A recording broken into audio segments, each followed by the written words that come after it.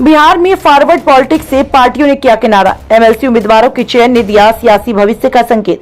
बिहार की राजनीति के केंद्र में कभी अगड़ों का बोलबाला था। 90 के दशक से बिहार में कोई स्वर्ण सीएम नहीं बना, जबकि आजादी के बाद से 3 दशक तक हमेशा बिहार की कमान स्वर्ण सीएम के हाथ रही। अब तो स्थिति यह है कि स्वर्णों का नाम लेने वाला कोई पार्टी ही नहीं। विधान परिषद के उम्मीदवारों को देखकर यही संकेत मिलता है।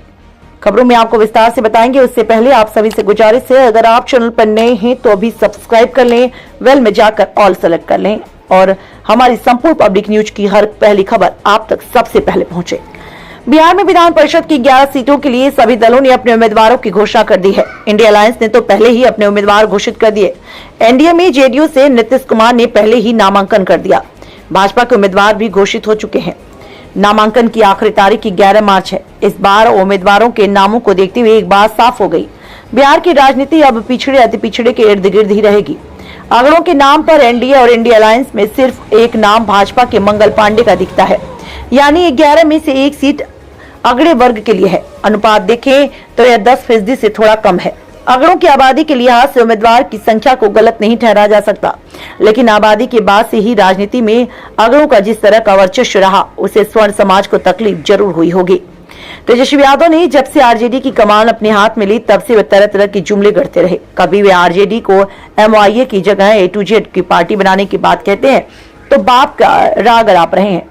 हालांकि एनडीए अलायंस के उम्मीदवारों की सूची देखें तो बाप की झलक भी नहीं दिखाई दे रही। एमआईए से आगे निकलने का कोई प्रयास नजर नहीं आता। रिश्ते निभाने में इंडिया अलायंस नाकाम रहा। 17 विधायकों वाली कांग्रेस से किसी को मौका नहीं मिला, जबकि पहली बार 12 विधायकों वाली पार्टी सीपीआई से एक प्रत्याशी की घोषणा हुई। जाति आधार पर देखें तो अब्दुल बारी सिद्दीकी और फैसल अभी मुस्लिम कोटे से आते हैं, तो राबड़ी देवी और शशि ये 2 यादव बिरादरी के हैं और मिला ठाकुर अति पिछड़े समाज से आती हैं। माले ने भी जिसे उम्मीदवार बनाया वह भी यादव समाज का ही है।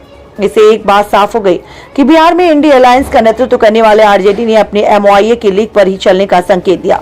विधान परिषद चुनाव के लिए सबसे पहले आरजेडी ने अपनी सूची जारी की।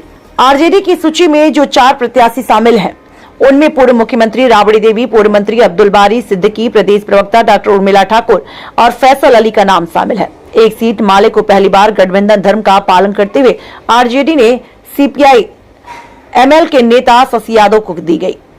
मसलन महागठबंधन के 5 प्रत्याशियों में 3 यादव समाज के हैं तो 2 मुस्लिम समाज के। आरजेडी ने अपने एमआईए समीकरण को बरकरार रखा। तेजस्वी के बाप वाले जुमले में अगड़े नदारद है।